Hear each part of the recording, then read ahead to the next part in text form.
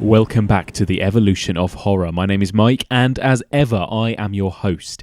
If you're tuning in for the first time, then welcome. But also, where have you been? On this podcast, we explore and dissect the evolution of the horror genre by looking at particular subgenres across a number of weeks. We have just finished exploring the evolution of the ghost story. This is part 20, in which, now that we've done all of our key reviews, we're going to have a little look back at what we've learnt. We're going to count down some of our favourite ghost movies, and I'm going to read some audience feedback. And I'm going to be joined by London film quizmaster Bryan Ryan, who is going to test my knowledge on ghost movies. Now, I've done that quiz already at this point that I'm recording this, and I can tell you now, it's just not worth listening to it, really. I do really well, just take my word for it. If I were you, I'd just skip over the whole quiz. Don't bother listening to it, give it a miss.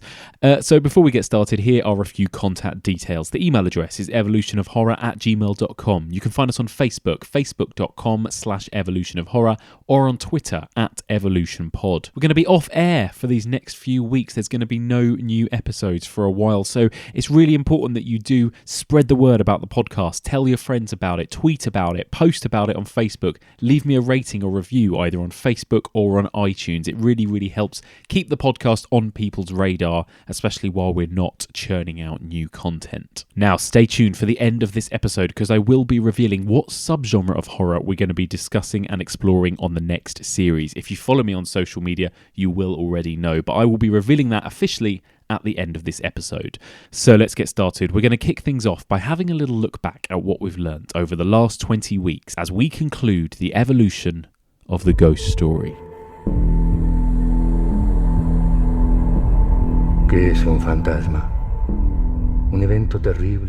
What is a ghost? A tragedy condemned to repeat itself time and time again? Something dead which still seems to be alive?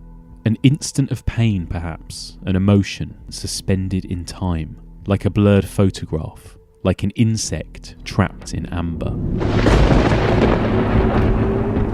This is the opening monologue of Guillermo del Toro's very own ghost story from 2001, The Devil's Backbone. This, to me, encapsulates perfectly just how broad the ghost story can be. What is a ghost? None of us can really say. The term ghost is actually incredibly vague. A ghost can be so many things, and therefore, so can a ghost movie. In cinema, a ghost movie can be anything. It can be funny. Hello, Ghostbusters. It can be slapstick. It can be tragic and emotional. What do you want from me? It can be subtle and low-key. Or it could be loud and invasive. But perhaps this broad scope is the reason why the ghost story has been so popular, not just while cinema has been around, but for as long as human beings could communicate. Ghosts, they've been turning up for a very long time. Yeah. There's evidence that they turned up in, Sumerian murals on ruins. Well, the ghost story survived through the oral tradition. Yes. It's when people were writing these things in the Sumerian times and sort of, Roman times, whatever. They didn't have typewriters, they didn't have printing presses. They told each other ghost stories. Yes. And if you imagine, before television, before electricity, before all that, all the things we take for granted now, you'd be sitting at home in the middle of winter, Yes. in candlelight, nothing to do.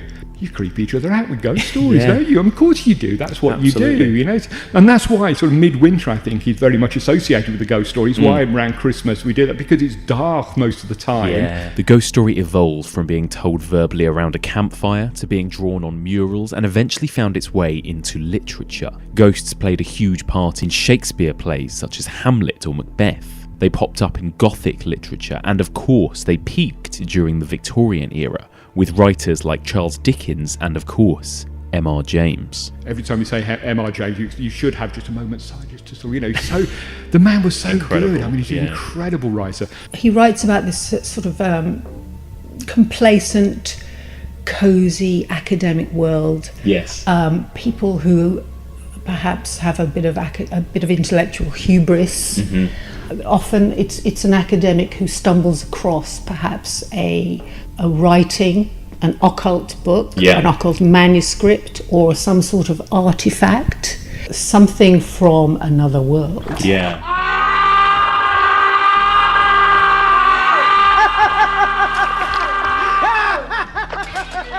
During the Victorian era, ghost stories were hugely popular, and then with the invention of cinema in the late 19th century, something else was added, something extra. Just going to the cinema is also quite ghostly. I don't know how to describe it, like particularly like the act of like going into a theater and it's a darkened room and then you see this specter on the silver screen, this flickering light, and I think there's something about that process that is sort of quite mesmerizing and it's quite captivating. Maybe in the same way that the experiential reality of seeing a ghost might be. You know, you're burning images of people onto celluloid. And I imagine back in the old, you know, when cinema first began, that must be what it felt like, because until then, if somebody died, you'd never see them again, apart from maybe in a photograph. And suddenly you could look at dead loved ones again, living and breathing and talking and walking, but it's not really them. During the first half of the 20th century, ghosts in cinema tended to be kept mainly for laughs. There was one scenario that seems to turn up so many times in those silent movies is a traveller turns up at an inn, tries to get undressed to go to bed, and some strange invisible force moves all his clothes around, tips him out of bed, and nails things to the ceiling so he gets confused, all that sort of stuff. That turned up so many times in those silent films. And yet, over the last 20 weeks, I asked all of my guests what their thoughts were on the ghost subgenre, and all of them have the same reaction. Of all the sort of subgenres, ghost stories scare me the most. Yeah. These films do scare me a lot, probably more than slasher films do. Because Halloween, like we mentioned, like it is scary, obviously, but it doesn't actually leave me sleepless. Yes. These films kind of do. I think it taps into a fear that we don't understand. You know, it's something we don't understand.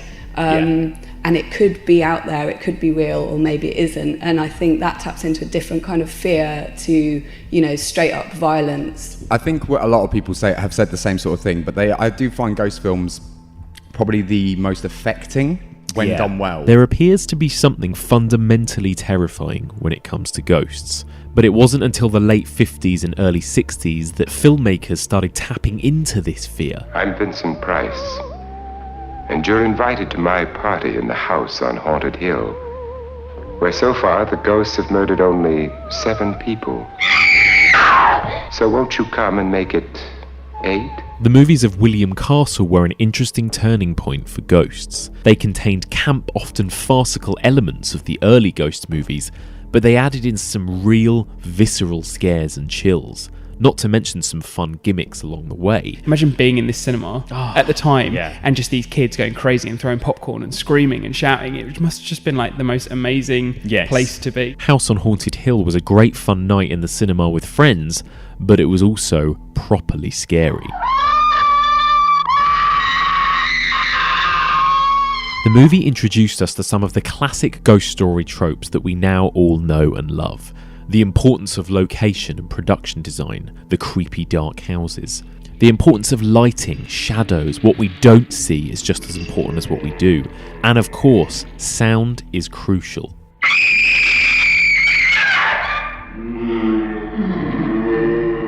And perhaps one of the biggest tropes of William Castle ghost stories, one that we're still constantly seeing in ghost movies today, the jump scare.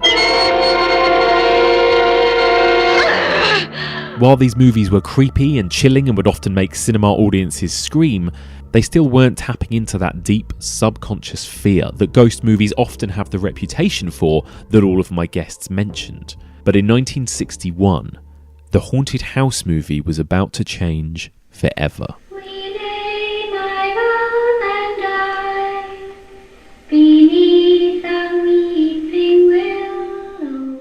The Innocents was the first ever ghost movie for grown-ups, an adaptation of a Victorian ghost story, The Turning of the Screw, and it's still absolutely terrifying today. It's hard to say exactly what it is that makes a film like The Innocents quite so terrifying. It could be that it contains something which again has been brought up a lot over the last 20 weeks, a sense of the uncanny. And that's one of my favorite things, uncanny. So there's one thing that's off. You can't put your finger on it, but there's something that's off. And it's that uncanniness that drives her upset and her suspicion and her paranoia throughout. Obviously, it builds and builds until we find out why it was uncanny, and it gets properly frightening. A couple of years after The Innocents, audiences were terrified once again by another ghost movie.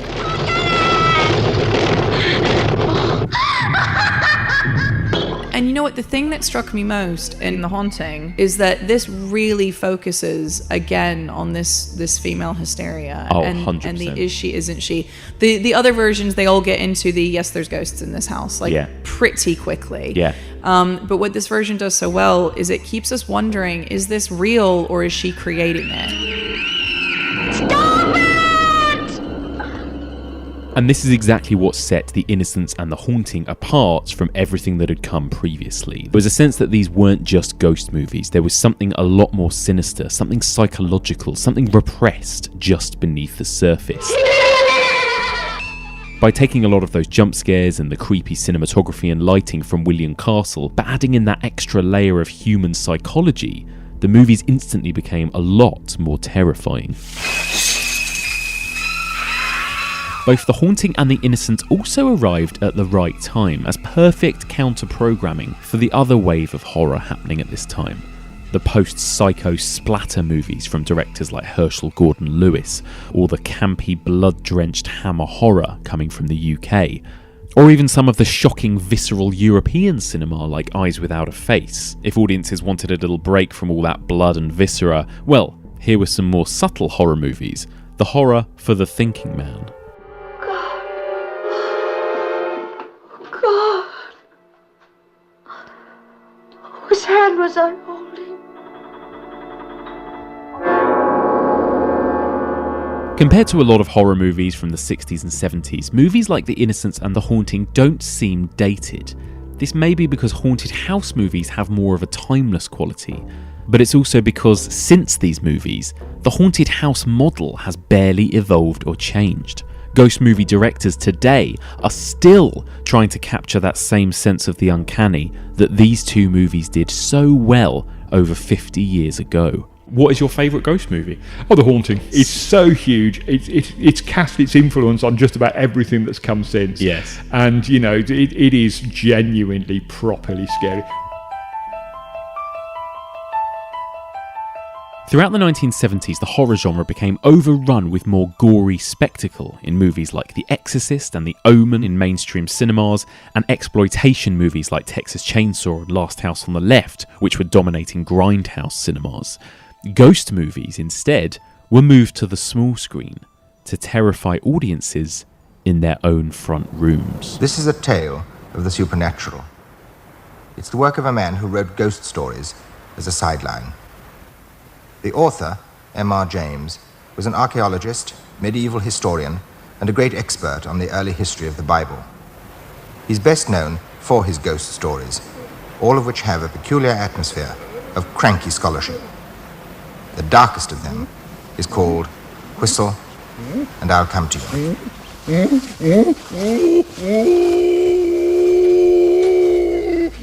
In the 1970s, particularly on British TV, it was a real kind of golden age of ghost stories. The kind of ghost stories for Christmas on BBC, the tradition kind of began with Whistle and I'll Come to You, yes, which was based on an M.R. James story. And actually M.R. James wrote these ghost stories to tell his friends at Christmas. Yes. So it kind of began very much in a literary Christmas tradition and then translated into a kind of televisual Christmas tradition. The tendency to keep ghost stories confined to a single location with little to no spectacle or special effects meant that TV drama was a perfect medium for ghosts. They also made you feel entirely unsafe in your own living room. There are so many restrictions when it comes to TV, and particularly if thinking about BBC and what that represents and what BBC was in the 1970s. And it was about creating something that was kind of frightening without being graphic, without being gory, without being violent. So you could actually do a lot and really subversive, interesting, dark, perverse things. Yeah. However, soon enough, across the Atlantic, America was about to have a smash hit on its hands with a new haunted house movie. And you will believe in the Amityville Horror. Amityville felt more in the William Castle school of movies. It wasn't popular with critics, but hugely commercially successful. A roller coaster ride of things that go bump in the night. It was independently made, it was quite cheaply made, and it made a huge amount of money. Yeah. And it is very accessible. Aside from that opening scene, it's not particularly unpleasant, like viscerally to watch, but it has a good atmosphere. And having been to big, like suburban cinemas in the States and watched horror with a crowd, it's a very fun atmosphere. That's it. And I can imagine that this would, with the sort of the creeping tension and the oh no, don't go in there feeling of the whole film, that it would have been a very fun crowd movie. It was a huge success and sparked a new little boom in mainstream ghost movies, with directors like John Carpenter, Tobe Hooper, Steven Spielberg, and even Stanley Kubrick having a bash at making their own ghost movies. There is a story that Kubrick had told a friend or acquaintance back in the 60s. He wanted to make the scariest film ever made, and he wanted to do it specifically in an episodic way, by dealing with every sort of single nightmarish, terrible little secret that a person has sort of buried in their psyche. And that he had, if you believe that was Kubrick's ambition, he'd been working up to The Shining as a series of kind of terrifying set pieces.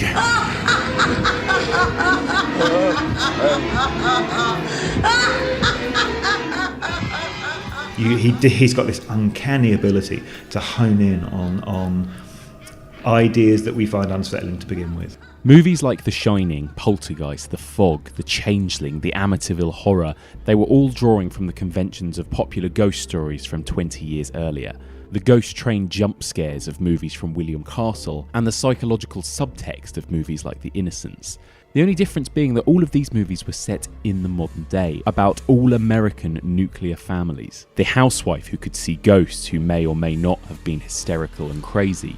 The father figure who may be possessed by some sort of demonic or evil entity, or maybe they're just going through some sort of midlife crisis or psychological breakdown. And the children stuck in the middle of all this, who often are the only ones who can really see the truth. They're here. It's so funny, isn't it? The moment when the kid catches mum about to flush the bird down the toilet. It's so good. And you're like, no. And it's kind of like, that the parents, the grown-ups have no respect for the dead, and absolutely. the kids do. Again, we're going back to the kids being the wise ones. Yeah. And once again, these movies proved perfect counter-programming for what was going on elsewhere in the horror genre. In the early 80s, we were experiencing a boom of splattery teen slasher movies. Whereas these movies, rather than focusing on teenagers, they focused on grown-ups, on middle-aged parents, or on children. It's like this really Disney-esque music in the background of death and ghosts and spirits, and it makes it all quite like light and magical and weird. And studios realised that ghosts could be marketed to a larger audience than just grown-ups.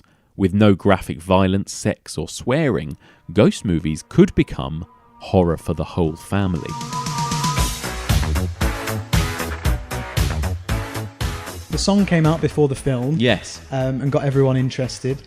The marketing, initially, they were putting the Ghostbusters logo in actual adverts of papers rather than in kind of like the film section and things like that. So it's sort of a viral marketing thing. It's quite clever, really. We all had like the lunchbox or the toys or the backpacks or, I remember just Ghostbusters, merchandise everywhere. So it became one of those things like Star Wars, like one of those phenomenons, didn't it? Yeah, and that's not really something you get with a horror film.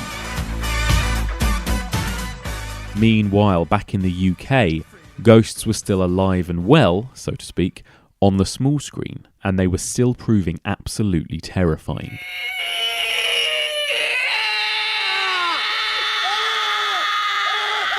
In 1989, a TV adaptation of The Woman in Black proved that adapting M.R. James-style literature was still a winning formula for a television ghost story at Christmas. And there's that incredible scare that really got me. Yes. When he's in bed. Yes. And suddenly she's above him with her hands out like claws, screaming in his face. Yeah. But soon enough, the 90s arrived, and with the 90s came postmodernism. Now on BBC One, Screen One presents an unusual and sometimes disturbing film marking Halloween. Michael Parkinson, Sarah Green, Mike Smith and Craig Charles star in Ghostwatch.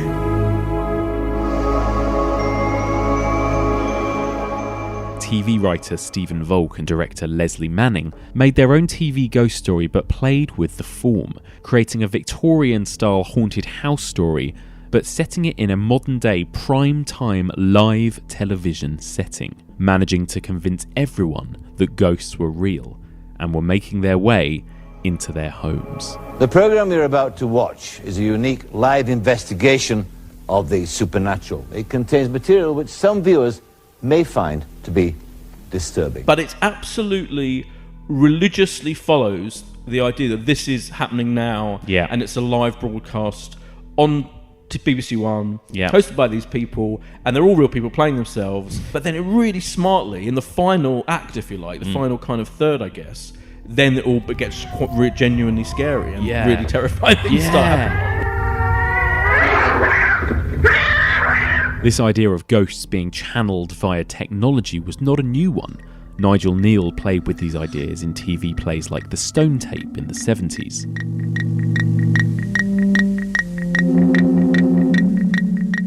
But as technology continued to make huge leaps and jumps through the 90s, and we hurtled towards a brand new millennium, we were soon headed for another wave of creepy, uncanny ghost movies.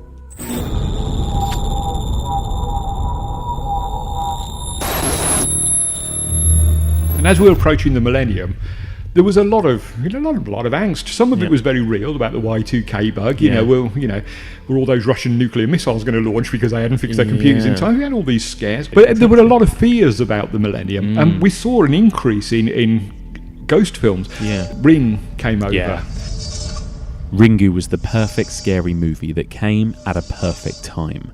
Not only was it tapping into that growing fear of evolving technology, it was also a welcome relief from the barrage of winking, self-knowing horror that had been so popular through the 90s.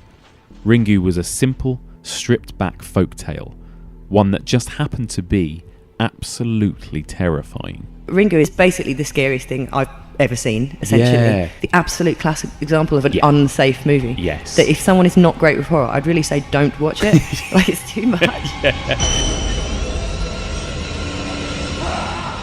1 year later, an American film was about to prove that ghosts could still make a huge amount of money at the box office. I want to tell you my secret now. I see dead people.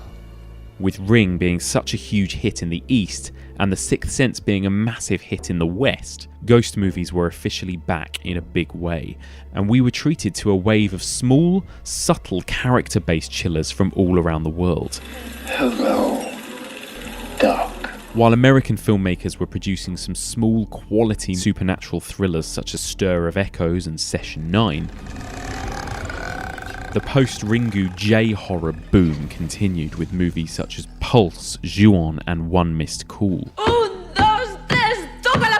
Meanwhile, Spanish filmmakers were bringing the ghost story back to its darker, more melancholic roots with films like The Others and The Orphanage. There is a connection, I feel like, between all these horror films made by directors from sort of Spanish-speaking countries. I don't know what the right word to kind of collect everyone together is. But there's this movie, there's The Orphanage, there's The Others by Alejandro Amenabar. There is Mama by Andy Muschietti. And it's like the whole attitude towards the supernatural I feel like is always way more metaphorical in these movies. And so it's relying less on the idea of, are ghosts real? Are they not? And more the idea like, well, let's pretend ghosts are emotions or memories or like feelings. But even though these movies were winning over critics and small audiences, they weren't making anywhere near the kind of money that The Sixth Sense had made back in '99. Instead, the big grossing horror movies at the time were torture porn movies such as Saw or Hostel. Perhaps some ghost movies like The Orphanage or Session 9 were almost too subtle, too character-based. Something's here. I feel it breathing on me.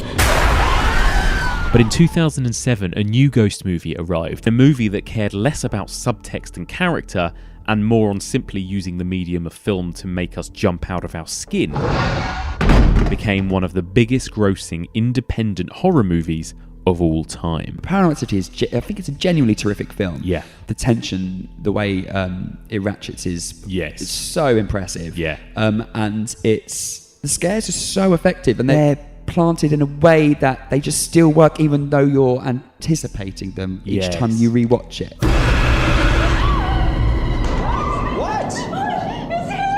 Then came filmmaker James Wan, who followed in Paranormal Activity's footsteps and created a name for himself as the king of jump scares. Hey, wanna play hide and clap? It's what people pay a lot for if they go to Disneyland. Yes, you know, like if you go to Universal Studios, you pay to be entertained in 3-minute bursts on very short rides where you queue up. And he is, you could say he's a master of a ghost train in that way. You go on your ride, you chug up the slow burn start, and then he drops you at the top. These kind of ghost train ride thrills, however, although they prove entertaining at the time, much like the William Castle movies of the 50s, there's not really anything else beneath the surface. Nothing that can really terrify audiences to their core. Yeah, I don't mind Insidious, and I don't mind, the Annabelle films. Some are better than others, but don't mind them. They're not awful. They're very slickly made, perhaps too slickly, perhaps, I think, is possibly part of the problem. Yes. But what I find with them, they don't bother me. Yes. They don't, I like to be bothered by a ghost story, I like to sort of go away afterwards and think, all those years of being a rationalist, maybe not. Actually, maybe there is such thing as ghosts. If it's in a word or it's in a look, you can't get rid of the Babadook. But thankfully, we have a lot of new, diverse young filmmakers from around the world, such as Babak Anvari and Jennifer Kent, who are still managing to find unique and original ways to tell ghost stories and make us think as well as make us shudder. It's heartening to see so many strange new faces here today. I know my mom would be very touched and probably a little suspicious. My mother was a very secretive and private woman. And with some of the big supernatural movies in 2018, such as Ghost Stories or the upcoming Hereditary and Borley Rectory, it seems that there are still plenty of movies out there that are bringing back that true sense of the uncanny that was captured so perfectly back in the 1960s. We lay my love and I beneath a weeping willow. The ghost is such a universally accepted monster, for want of a better word, that it's never going to go away. I don't think you're ever going to see the big, like we had after Halloween. No. We're not going to see that. No. It's just going to be there. It's going to be plodding along very nicely in the background, and every time you think, isn't it time we had a ghost story, one will turn up. I don't think they're ever going to go away, because I don't think our fascination for what comes afterwards is ever going to go away. I think they're always going to be there. If there's one thing that history shows us, it's that human beings never tire of ghost stories. Whether they're told verbally around a campfire, performed on a stage, written in a novel, broadcast on the small screen, or projected on a big screen, they have the power to terrify us and make our skin crawl, no matter what age, background, or nationality. Fundamentally, we're all scared of death, and we're all scared of the unknown, and there's nothing more unknown to us than where we go after we die. As Guillermo del Toro ponders in the opening of The Devil's Backbone, a ghost can be so many things, which is why there is so much scope there for creativity, and why, while other horror subgenres may rise and fall, they may come and go, ghost stories will always be with us. But now alone I lie, for will I die? For will I die?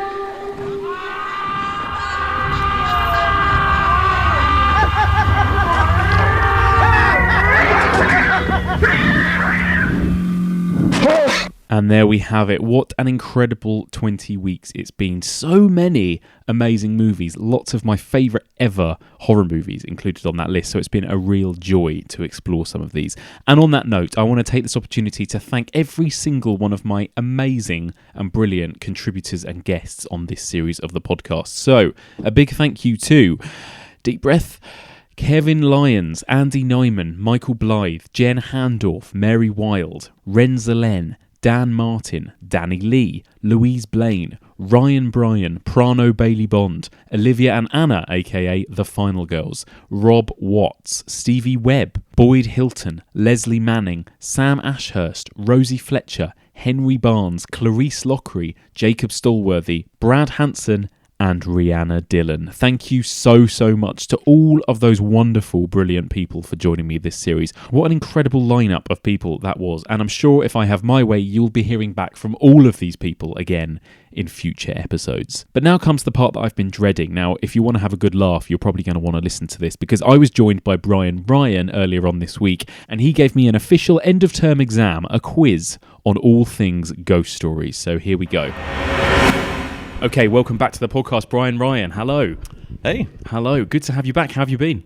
Great, yeah. Good to see you. Yeah, lovely to see you.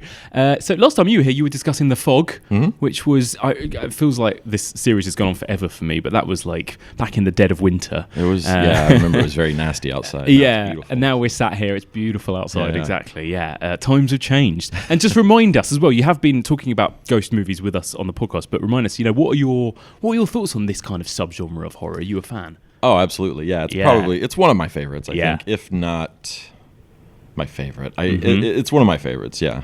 Definitely up there. I think films like The Others, things like that are more my cup of tea. Yeah. I think when I was younger, it wasn't so much, but now as I've matured, I think I find the ghost films a little bit more fun. Yeah, definitely. I wonder, because so many people say that, and I wonder if it's also to do with the characters in them, because I was talking about this with someone last week, that so many of the sort of gory horror movies tend to be focused on teenagers as well, and then ghost stories tend to be more about adults and families and parents and that kind of thing as well. Yeah, it's actually I didn't even think about that. That's true. Yeah, I think it gives you a little bit more to care about. Yeah, yeah, definitely. And I think the quality of the work is much better. Yeah, definitely. I suppose it's because it's so much sort of less is more with ghost stories. They don't really have a choice. You've got to have compelling characters, or else there's nothing really in a ghost movie, because sometimes you don't see anything and there's nothing else on screen.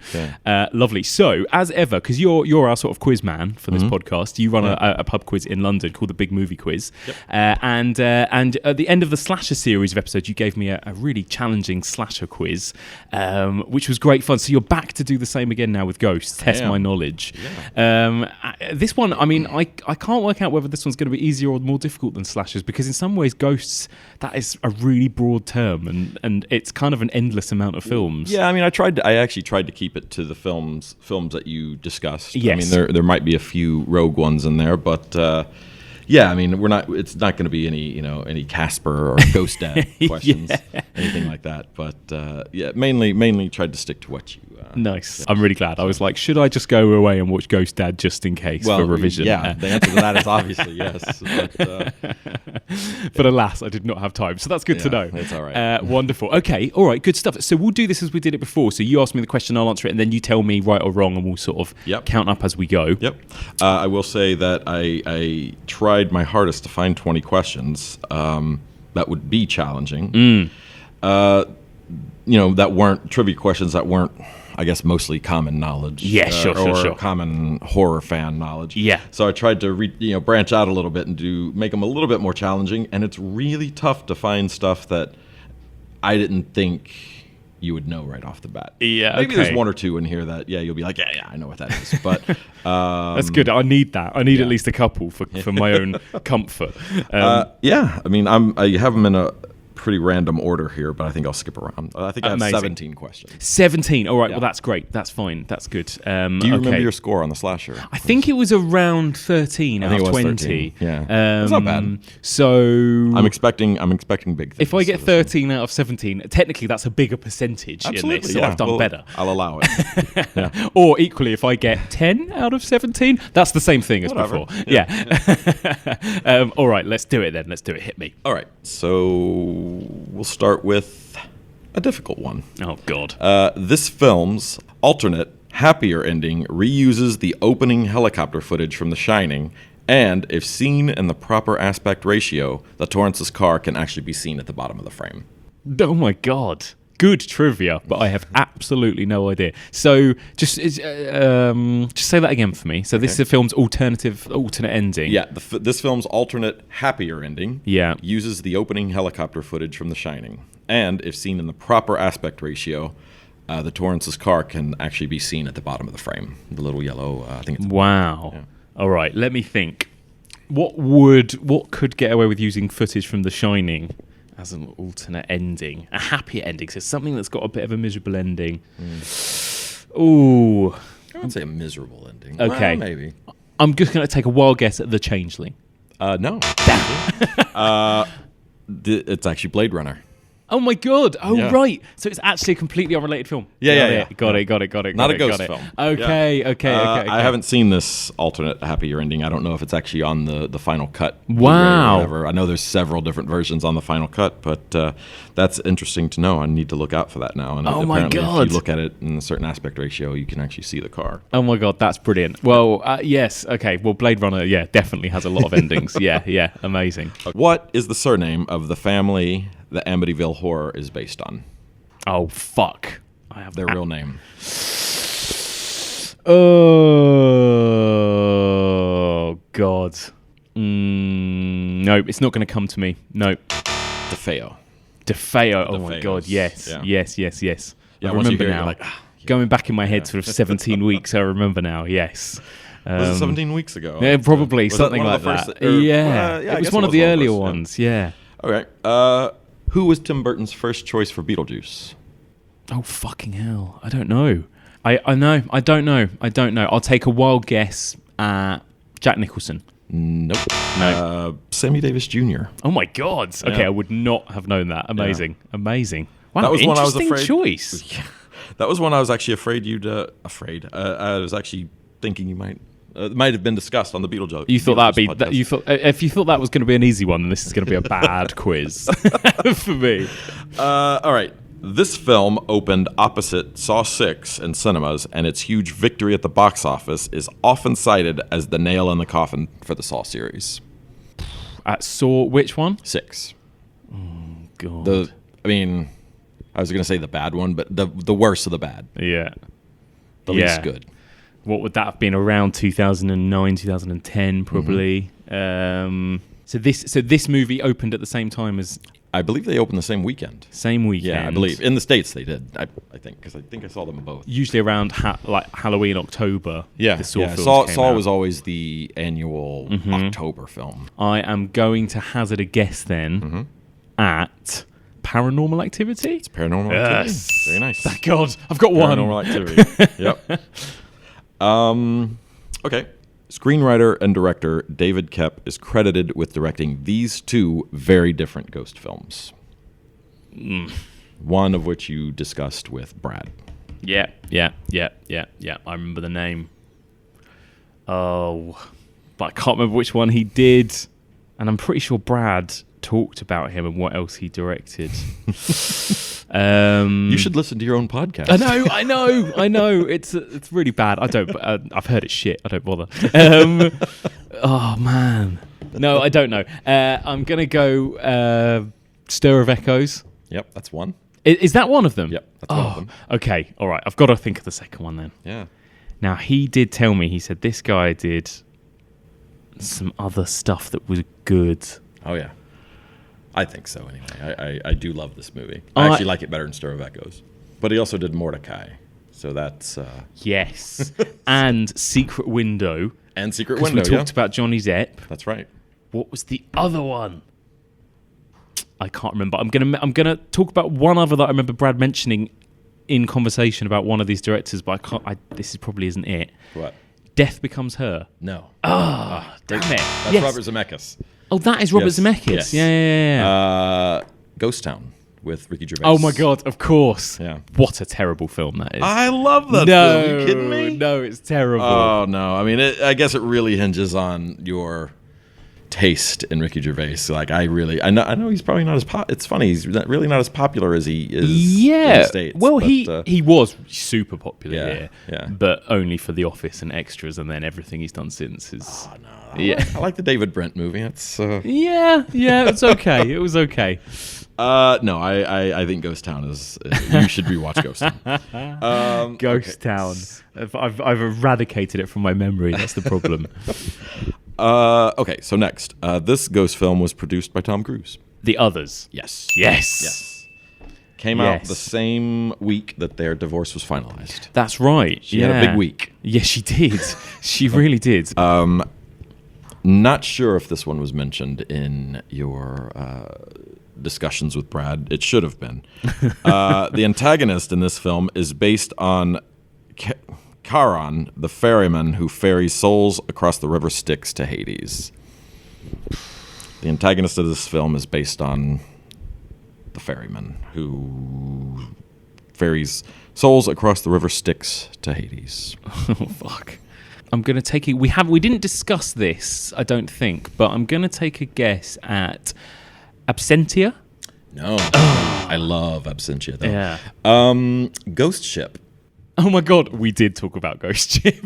Again, I'm look. We've discussed my love of bad horror films, and I actually have quite an affinity for Ghost Ship, especially the opening sequence. That's basically the only thing we discussed was the great opening scene, terrible rest of the movie. One of the guy from Dexter, I can't remember his name. Not Dexter himself, but he plays one of the cops in Dexter. He's the bad guy. Okay, he's there to take their souls to hell or whatever. You know what? Let's just remember it for its opening sequence. Exactly. That's all I remember, sadly. Great opening sequence, though. Yeah. Very, very good. What is the name of the novella Candyman is based on? Oh, balls. No, I don't know. Pass. The Forbidden. Oh, yes. Shit. Yes. I thought that would be one that came up as well. Did it come up in your conversation? I think it did come up. Yeah, I think it... My brain has just turned to mush in all these weeks, but it did come up. Yes, definitely. This one might be a little hard, but it's definitely one you discussed. This film boasts the very first on-screen appearance of Joshua Jackson, who was only a few months old at the time. Oh, fuck. Okay, so I'm just going to work this out rationally. So he would have been a baby, probably early 80s. Mm-hmm. So the problem is there are so many movies at that point that came out that we did. Yeah. We did The Changeling, The Fog, The Shining, Amityville, Poltergeist, The Entity. Which one has a baby in it? I'm not sure. I'm going to take a stab at Poltergeist. No. It's The Changeling. Oh, damn it. You posted that they're remaking that. Yes. This news has just come out this week. That's a little odd because it seems like it's already been remade 100 times by every other ghost film. Everyone, exactly. So it's not really. It's going to be white noise, I think, now as opposed to how amazing. I'm sure it had a much bigger impact. In what is it, 1980? Yeah, 1980. Yeah, exactly. What are they going to add to it as well? I mean, it's not even that old, really. The Changeling. I mean, I suppose why do we remake anything? But it's bizarre. I'm not opposed to remakes at all, actually, as long as they're good movies. Mm-hmm. I'm just opposed to bad films. Yeah. There are some remakes that I think are worth watching. There are some remakes that are a lot of fun. Yeah. But I think that's one that you've already seen all of the gags and tricks done in 100 other films. So it'll be interesting to see what they do. I'll of course see it. Yeah. I'm not going to cast judgment before that, but I'm not expecting it to come close. Yeah. Okay. This Oscar winner appeared in a small role that bookended The Ring that was ultimately cut as it proved to be a distraction for test audiences who wanted to see more of that character. No idea. This is the Ring remake, I guess. Yeah, the remake, yes. Yeah. So he was in the beginning and end. Yeah. Oscar winner, and he was cut. And he may have won the Oscar. I don't think he was he hadn't won an Oscar at that point. I think he won an Oscar that year. Oh, right. Yeah. Oh, I don't know. I have no idea. Matt Dillon. Ooh, that would have been good. Chris Cooper. Oh my God. Chris Cooper. Cooper. What did he win an Oscar for? Adaptation. Did he? He's Best Supporting Actor. Yeah. I did not know that. Rightfully so. He's great in that. He's brilliant. Yeah. Wow. Well, Mike, you're not doing too hot. Oh, this is terrible. This is terrible. What, let's turn it off. We'll start over. Yeah, exactly. Record it again. I'll get them all instantly. Okay, Stephen King, as an upcoming writer, Stephen King was originally offered the job of writing this script, but his publisher allegedly asked for too much money. So again, it's probably one of those early 80s ones. Yeah. I will take a guess at Poltergeist? It is. Hey! Apparently, Stephen King and Steven Spielberg had a lovely lunch together. Oh, imagine being at that lunch. I know, right? I know. That's amazing. Yeah, you could see Stephen King, Yeah, getting involved in that one. It would have been a completely different. I think it. As much as I do like Stephen King, and I do think his writing, especially things like It, really kind of gets down to the psyche of a kid.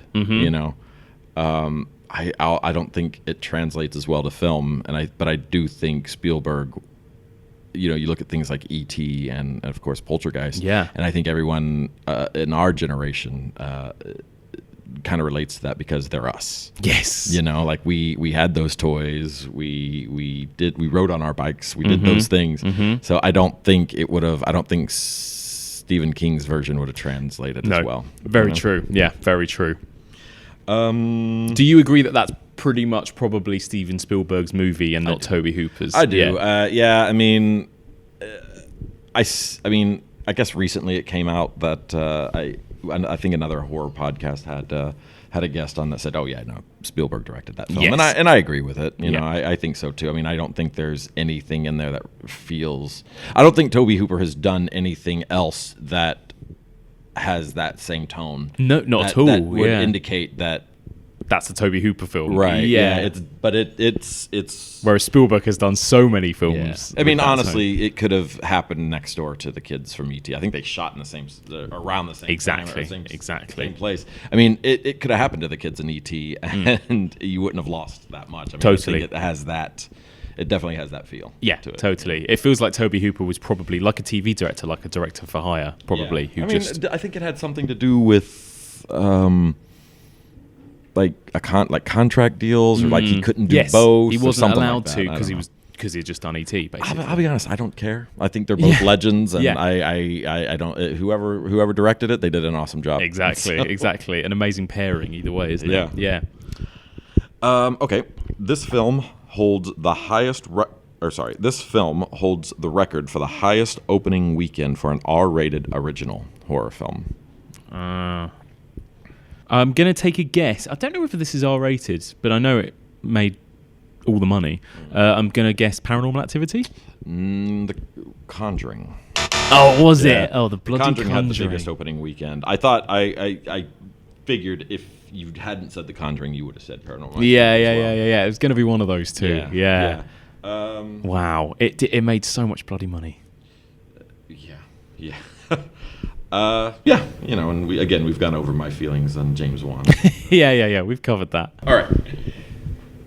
And this one, I don't know. I had to Google it Google a bunch of different sites to see if this was true, and I found nothing that said otherwise. So I don't know. Some of your UK listeners might know better than this, but as far as I know, this is true. This film is the most successful UK horror film. I guess UK produced. Oh, I see what you mean. Okay, sorry. Yeah. So this has actually been produced in the UK. Okay. I guess maybe adjusted for inflation, it might be. Not sure, you know. I'll take a guess at something really old, and maybe I'll go with The Innocents. Nope. Woman in Black. Oh, Daniel yeah, Radcliffe. Of course it is. I think, Daniel Radcliffe had a lot to do with that. Oh, yeah. I guess you're right. And I'm not opposed to that film. I actually like it. Yeah. But yeah, I found that. But the most successful ever British produced horror film is pretty Yeah, that's craziness, like, isn't that it? Sounds, but actually, that's believable. Off, but yeah, I mean, I can believe it. But I don't believe it as much as I do believe it. Yeah. No, I think that's fair enough. That one completely vanished from my mind. Yeah. Yeah. All right. The real life Annabelle was what kind of doll? Oh, was it like a Raggedy Ann doll? Raggedy Ann doll. Yes. Of course, they weren't going to use that in the film. No, exactly. Could you imagine? They would never sell another one. No. How many Oscar nominations did The Sixth Sense receive? Oh, fuck. I have no idea. Okay, let me think. Okay. Well, obviously, Haley Joel Osment got nominated. I reckon it probably got... But then I'm just guessing the rest. But I reckon it might have gotten a screenplay. Would it have got a Best Picture or Director? I don't know. And might it have gotten any technical ones as well?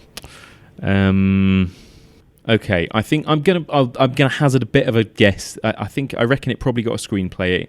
I'm pretty sure it got a Best Supporting Actor. There are so many categories. There are so many: editing, sound, production design, and you can see Sixth Sense getting nominated for a bunch of them. I'm gonna take a guess at 5. 6. Oh! 6. I don't know all of them either, but I do know Haley Joel Osment was a Best Actor contender. Oh, was he? Interesting.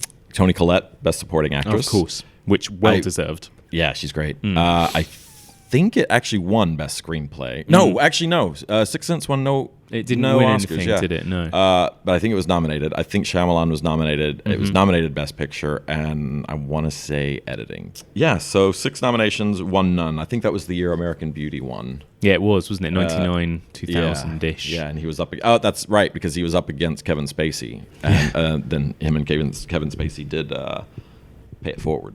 Oh, yeah, of course. All right. Who was originally offered the role of Louis Tully in Ghostbusters?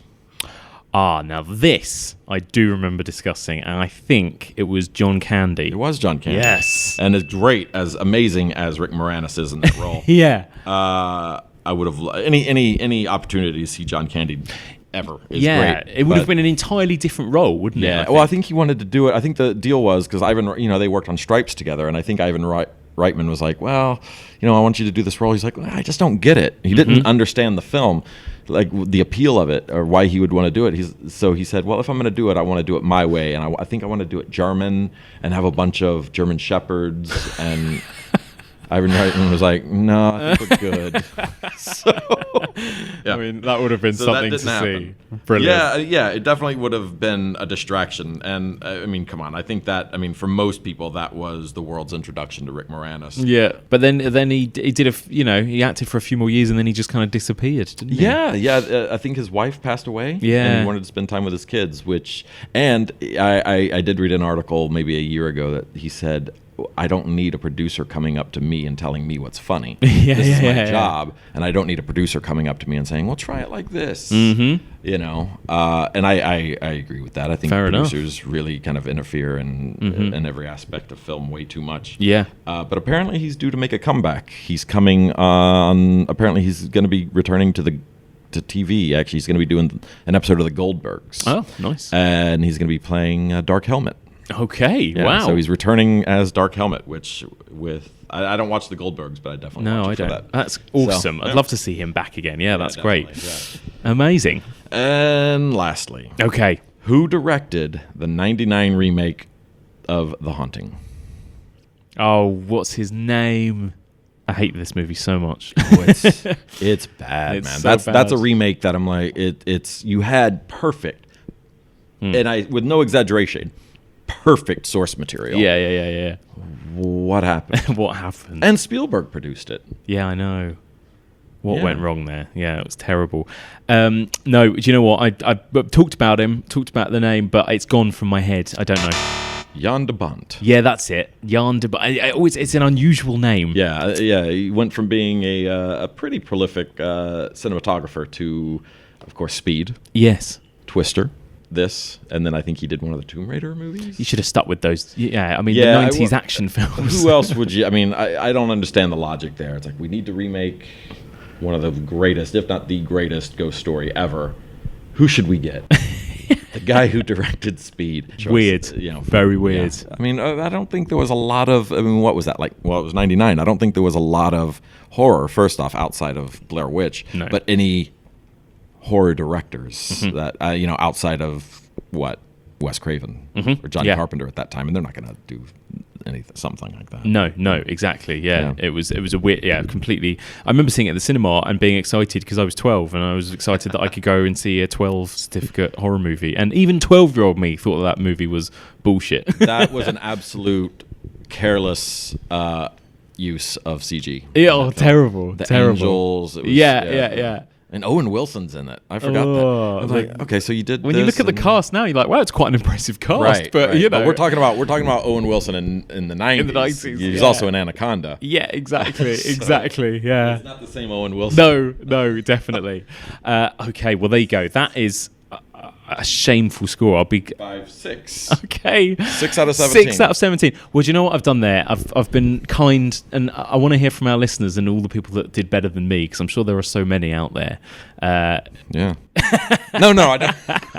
I didn't mean it that way, but it'd be great to hear from people to see how they did on the quiz. Yes, because there were a lot of people actually that did a lot, because I thought I did badly on the slashers one with 13 out of 20, and then loads of people wrote in going, I got 4 or I got 5 or something. Sorry, so guys.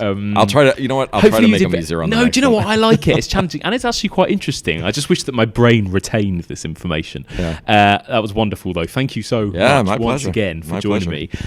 Just again, for any London listeners out there who might want to come along to your quiz, when is the next one? There's one in June, is there? There is, June 27th. We actually had our May quiz last night. Yes. And we do a featured film every month. And last night's film was Jaws. Yes. And we also did a Nightmare on Elm Street round. And I was actually shocked at how many horror fans weren't there last night. But we had a full house, but still, people did struggle with the Nightmare on Elm Street round.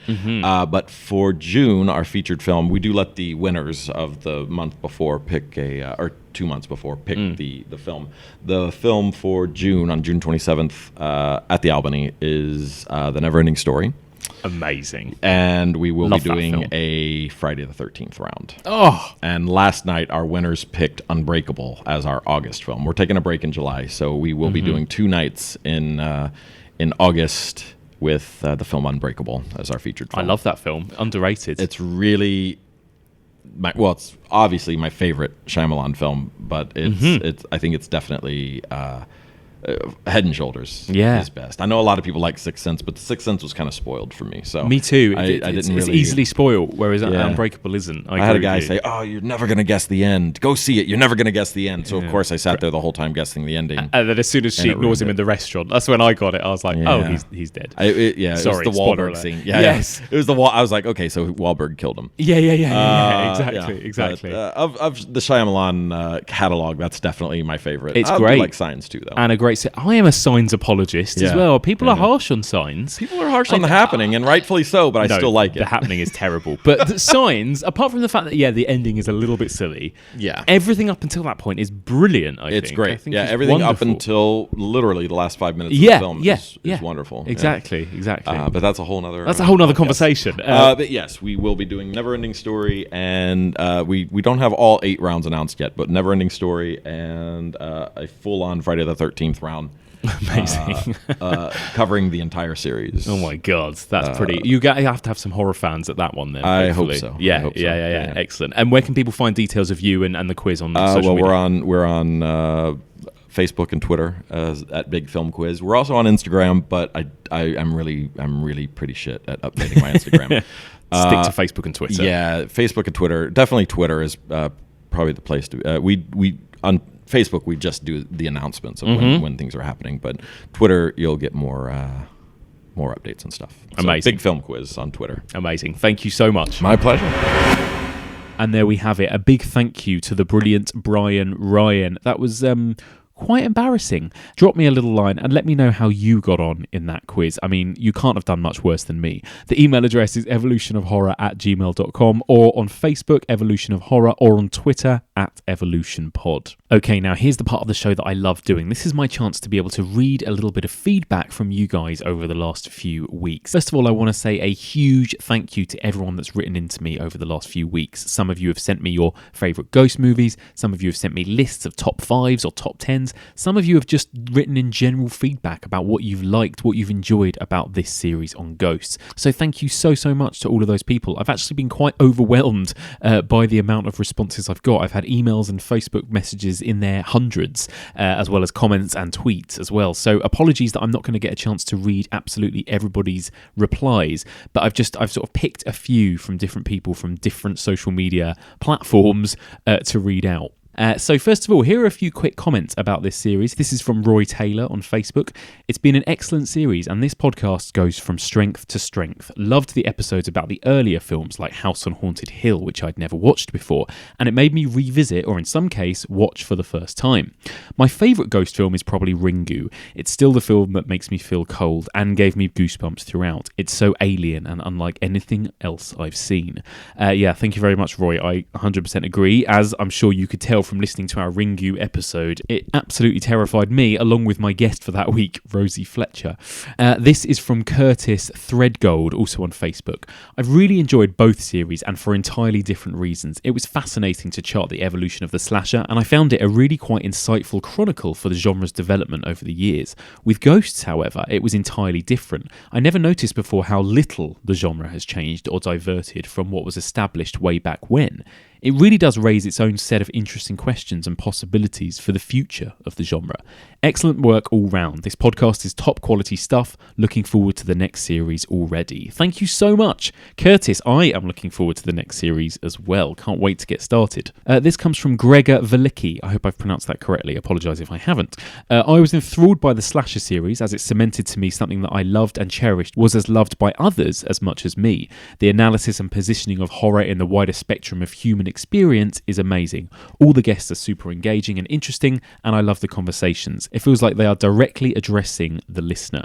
The ghost genre is dear to my heart as it's so bloody terrifying, and the discussions have been amazing. I love discovering the Innocents, a connection point between Turn of the Screw and the others for me. These two are my favourite of the genre, as well as The Changeling. Thanks, Mike. You are very welcome, Gregor, and thank you for those lovely words. This comes from Ronan Farrell. I enjoyed your series on ghost stories very much, Mike, and I am sad to see it wrapping up. The films and TVs discussed covered a wide range from the sublime to the ridiculous and showed just how diverse this subgenre is.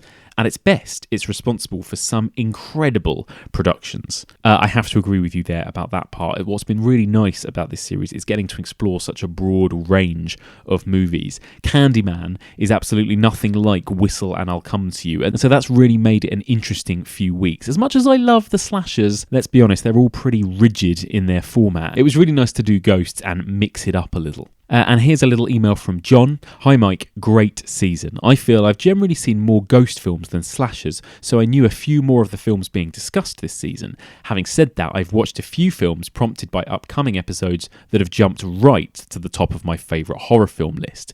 To my shame, I never saw The Others until a few weeks back, and that obtained instant classic status. Even knowing the twist didn't ruin things. The Innocents was a great precursor to watching The Others. My partner doesn't normally enjoy older cinema, but we both loved this. Finally, Under the Shadow has been on my Netflix list since it appeared on there, but I never found or made the time to watch it. Genuinely very scary and crucially, emotionally engaging. It woke me up at 3 a.m, which is always the mark of a great horror film for me. The unique setting and socio-political context were fascinating, and the scares, when they came, were orchestrated so well. The genre as a whole is so often about the human condition, guilt, grief, regret and love. For me, this sometimes increased emotional engagement makes the scares land better and the film stay with me in a deeper sense. Thanks for a great season. Thank you so much, John. And also, I just want to mention this tweet from Graham Deary, who said, "You don't have to like or enjoy watching horror films, I'm too scared to watch them, to appreciate the really excellent Evolution of Horror podcast. Love this podcast, consistently good." Thank you very much. That really is music to my ears, Graham, because, I mean, it's nice to know, obviously this podcast is first and foremost for horror fans, and that's who it's made for. I myself am a horror fan, but the fact that it's actually widening its appeal now to non-horror fans, and that people are just enjoying tuning in just to listen to the discussions and are learning something new about the horror genre, that it might not be as trashy as they think, is absolutely music to my ears. So thank you so much for that. Thank you so much to everyone who's written in. I'm really sorry that I'm not going to have enough time to read everybody's emails, but a huge thank you. It really means a lot, and please do keep on getting in touch with me over the next few weeks, even while the show isn't going out. It's really lovely to hear from people wherever, whenever, however. That's a Shakira song, isn't it? Anyway, I'm now going to move on to top 5 ghost movies as voted for by you. So I asked all of you to send me in your lists. Some of you sent in top 5s, some of you sent in top 10s, some of you just sent in your one favourite. And I think I've collated everybody's picks from emails and Facebook posts and messages and tweets, and I've put together a definitive top 5. Now, just to explain the way I've done it, some of you sent in top 5s that were actually ranked from 5 to 1. So in that instance, I did the usual sort of tactic of giving the number 1 pick 5 points, the number 2 pick 4 points, the number 3 pick 3 points, etc. But a lot of you may have just sent in a list in no particular order, and in that instance I've given every single one of your picks 3 points, just to go for a sort of middle ground. So hopefully that kind of works out as fair as it can be. So I've put them all into a list, I've ranked them all into an order, and here it is, the listeners' top 5 ghost movies of all time. So at number 5, you guys chose J.A. Bayona's incredible 2007 movie, The Orphanage. Simón, hijo.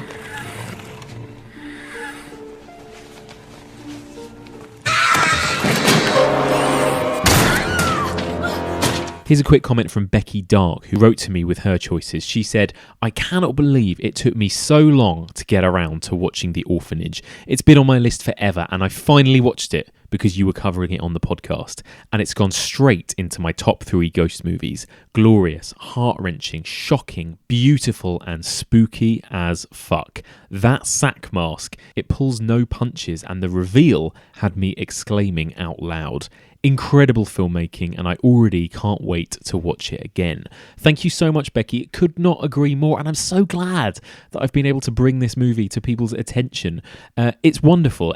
You know, as I mentioned time and time again on the podcast, I think it's a flawless, perfect ghost movie. It's haunting, it's emotional, it's terrifying, and it has one of the greatest horror movie twists, if not the greatest movie twist of all time at the end. One that makes you go back and watch the film again second time round in a whole different light, in actually a more disturbing, more devastating and more heartbreaking light.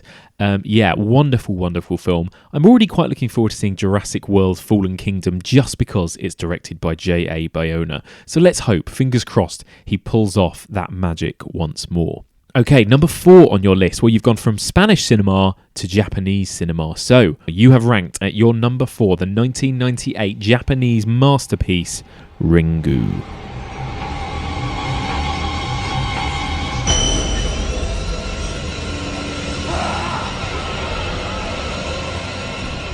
So here's a little bit of feedback from Peter Jetnikoff. I hope I've pronounced your name correctly, Peter. Apologies if not. He has written to me saying the following: "I really enjoyed your J-horror episode. It had particular significance for me, as the initial wave, when it hit Australia, happened just as I was catching up for a decade of being snobby about the genre and really enjoying it again. I saw Ringu in a tiny cinema that let the sound of the roadworks in from the street, but nothing could stop the sensation of a half-capacity audience holding its breath as one during the climax and leaving speechless. Not only did I love horror again, I came in just as it was getting an evolutionary kick forward. A few years later, I marvelled at Nakata's Dark Water, playing at a huge modern cinema for the Melbourne Film Festival of 2002. As a ghost story, I preferred Dark Water for its constant creepiness blended with real-life tragedy, but nothing can beat Ringu's cinematic assault. Thank you so much, Peter, for that. Couldn't agree more with you. And again, like I said, we've all got that memory. We've all got that story of when we first saw Ringu. It was one of those groundbreaking, oh my God, I've never seen anything like this before type of horror movies. And we all remember where and when we saw it. Fantastic movie. And I was worried it wouldn't hold up on repeat viewings, but watching it again for the podcast, it really did. It still scared me. So great choice there. That's your number 4, Ringu.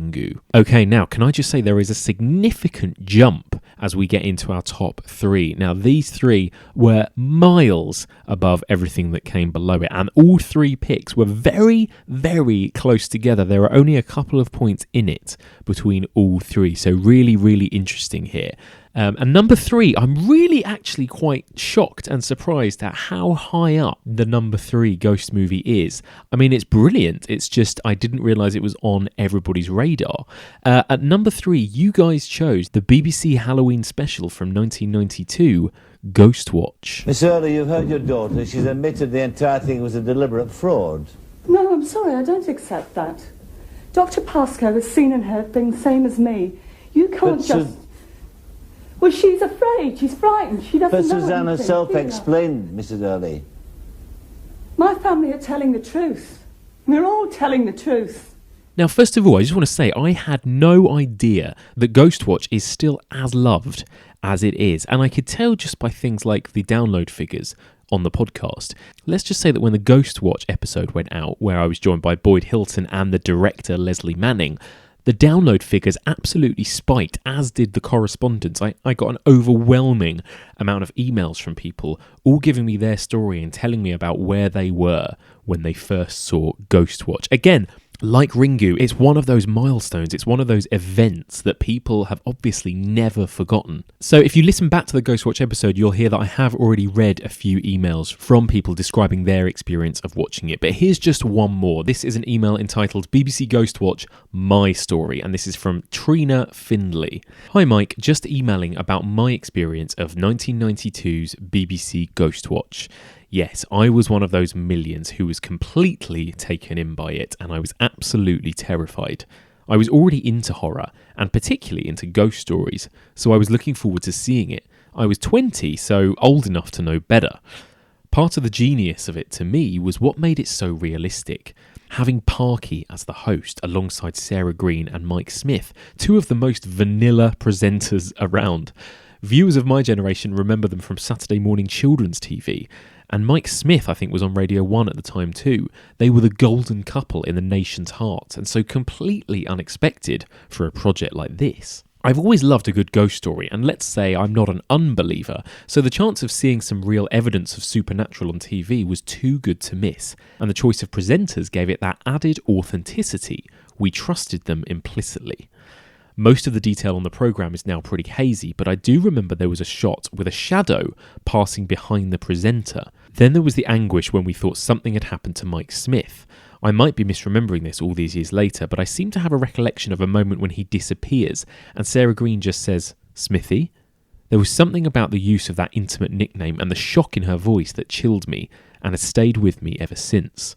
I got sucked in, but unlike all of those viewers who wrote in to complain, I thought it was pure genius, and I still do. I also loved The Blair Witch and got caught up in the hype around that one too.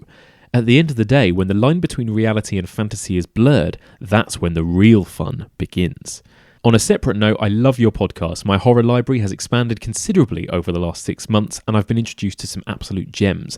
My husband is also a film buff, but has always been drawn to the newer releases, so it's been a great opportunity for me to show him that in so many cases, the oldies are the goodies. He especially loved The Haunting and The Innocents. I mean, don't we all?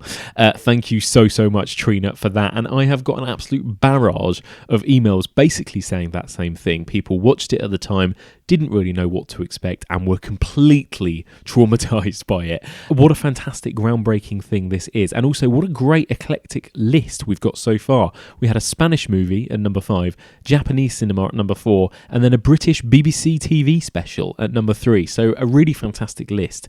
Brilliant choices. Well done, everybody.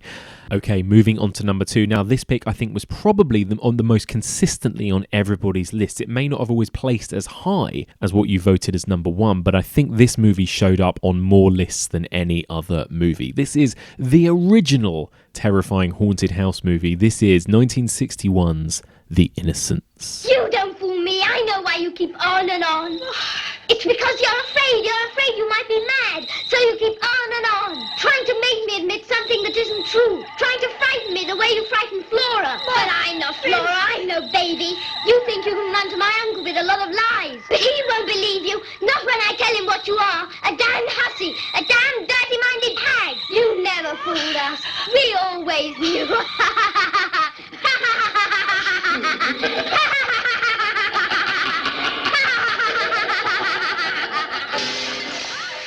Well, The Innocents, again, you've heard me drone on about how much I love The Innocents. It's just a masterpiece, isn't it? And here's what a couple of you guys had to say. Paul Matthew Allen on Facebook said, definitely The Innocents for me. I love a gothic ghost story set in an old manor house, full of long corridors, closed doors, and impenetrable shadows. The image of Miss Jessel across the pond, standing in the reeds, is the most feared and terrifying memory of my childhood. The one that eventually got me hooked on horror. The apparition of Quint at the window, with his fierce, menacing stare slowly moving backwards into the darkness. The glint in his eyes, the final thing to disappear. Chills me now, even as a fully grown adult.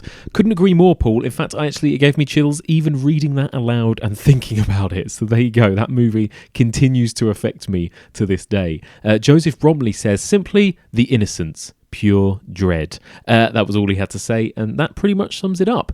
Steve Collins, who is a regular commenter and listener on the show, he tweeted me to say, Mike, as I mentioned on the Facebook discussion group, my favourite ghost movie has to be The Innocents, a film I hadn't even heard of before the pod, and now my favourite ghost movie. I never thought I'd see the haunting beaten, but this did. Steve, that makes me so happy for so many reasons. I'm so happy that I introduced you to The Innocents, and I'm so glad you loved it more than anything else, even more than The Haunting. That's great news. And here's just one more comment from Ronan Farrell, who says, my favourite cinematic ghost story is The Innocents. This extraordinary film really is a masterclass in atmosphere and tension, brilliantly directed by Jack Clayton. As for the photography by Freddie Francis, it is absolutely exquisite, featuring some of the most spooky imagery in cinema history. The glimpse of a ghostly figure at the top of a tower obscured by a blinding sun, the weeping ghost of Miss Jessel in the schoolroom, and most eerily across a lake in the reeds. Ghosts in broad daylight are tricky to get right, but here they are as unsettling as any midnight spook. However, if you want traditional nighttime scares, there's the terrifying appearance at the window by Peter Quint, played with silent malice by the sadly recently departed Peter Wingard. The whole warped situation at Bly House builds to a brilliant, disturbing climax, easily one of my all-time top 5 films in any genre. Well, there you go. Ronan, thank you so much for that wonderful, very articulate and very eloquent review. Perhaps maybe you can join me on the podcast at some point and come and do a better job than me. So that's it. As you can see, The Innocents, hugely, hugely popular. So many people love it to pieces, and yet it did not make your number 1 ghost movie. Now, before I reveal what is number 1, I'm going to just do a few other honourable mentions. There are a few movies that just missed out on making it into your top 5, and it was a very, very close call. So, a couple of the movies that just missed out by a mere few points. Perhaps most surprisingly, Robert Wise's 1963 movie The Haunting did not make it into your top 5. Neither did The Others from 2001 or The Changeling from 1980. All of these movies came very, very close. But there was one movie, I mean, it almost feels like a cheat that this movie is included in the mix because, of course, everyone is going to put this as the greatest ghost movie. I am talking about Stanley Kubrick's 1980 masterpiece, The Shining. Red rum. Red rum. Red rum. Red rum. Red rum. Red rum. Red rum. Red rum. Red rum. Stop it. Red rum. Red rum. Red rum.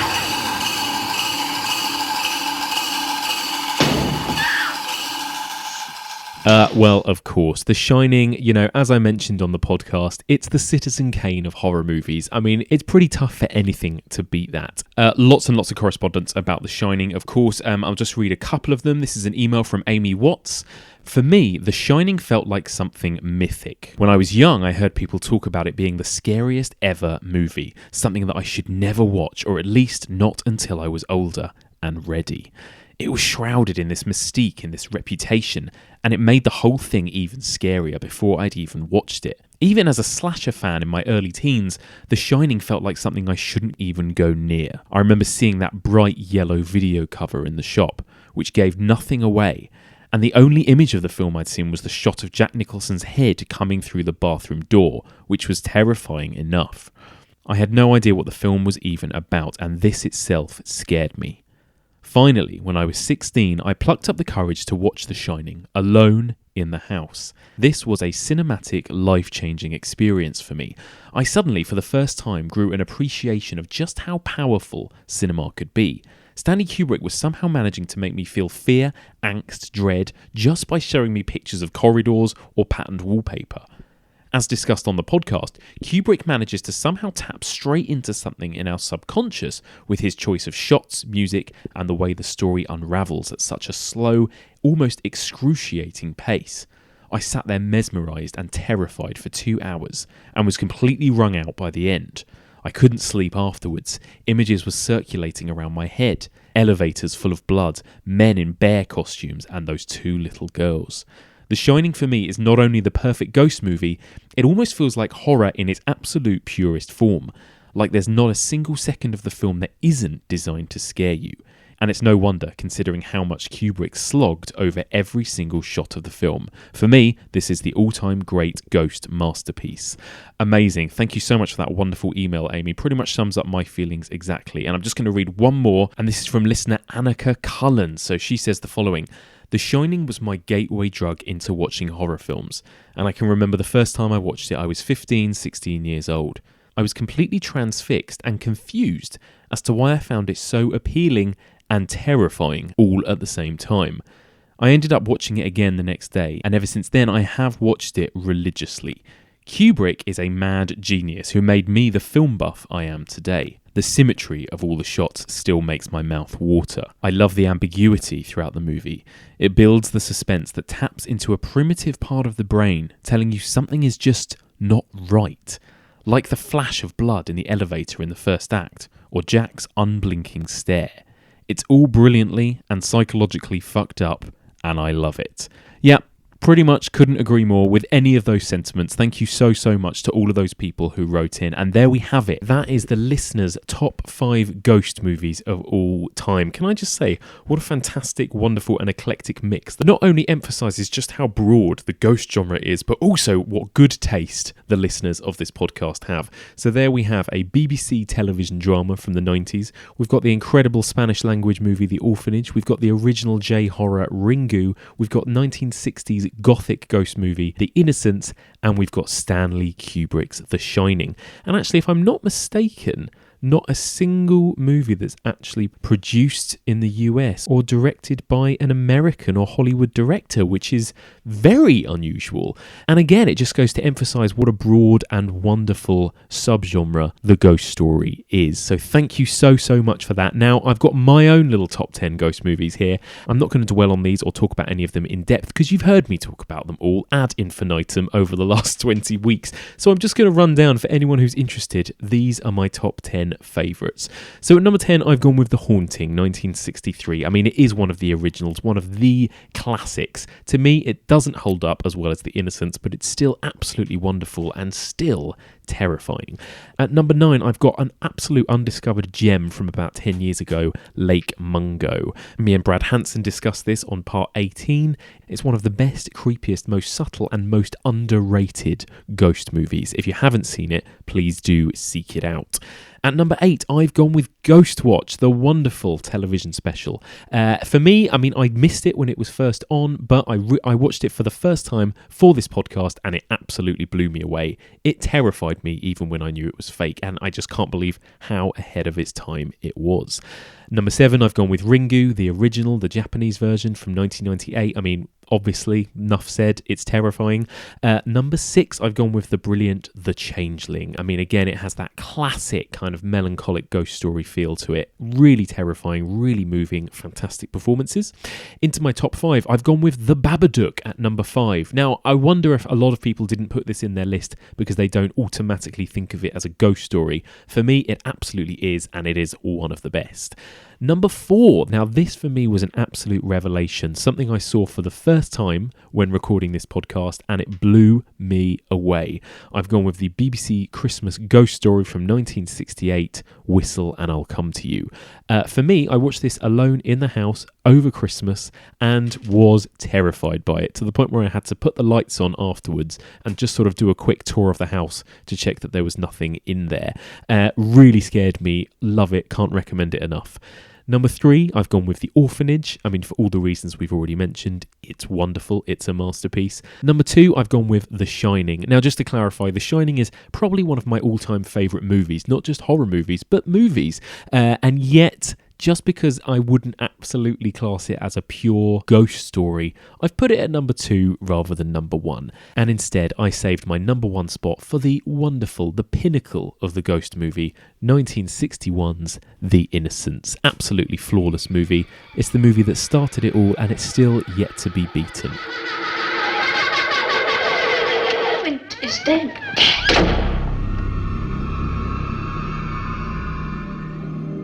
And there we go, that just about wraps up this episode and this series of the evolution of ghosts. I really, really hope you've enjoyed listening to this, and please do continue spreading the love for the next few weeks before we come back. Now, speaking of which, I am going to be back with a brand new series in a few weeks' time. Now, in case you haven't already heard via social media, the next series is going to be focused on the evolution of folk horror. Folk horror is a bit of a weird one. For those people who don't know or don't really understand what folk horror is, I think this is going to be, a bit of a learning experience for all of us. The movies that most people think of when they think of folk horror are the old British horror movies of the 1970s, like Blood on Satan's Claw, Witchfinder General, and of course, The Wicker Man. It's a genre that involves people living in rural communities, somewhere kind of away from polite civilized society, who may have kind of ancient traditions, religions, beliefs, and sort of outsiders who may stumble into these communities and suffer the consequences. So it's going to be really, really interesting to explore this genre in depth and sort of branch outwards, widen the net on what does and doesn't constitute folk horror in the last 40 or 50 years in cinema. There's going to be so much good stuff to discuss. So please do just keep an eye on us on social media. Follow us on Twitter at EvolutionPod or on Facebook, Evolution of Horror. Join the discussion group on Facebook. You can follow us on Letterboxd at EvolutionPod and keep up to date. And I will be revealing as soon as I know when the new series will begin. But it will be at some point in the next few weeks. I mean, what better subgenre of horror to cover across British summertime than folk horror? But for now, we're going to lay ghost stories to rest. Join us again very soon for all of this and more on the evolution of horror.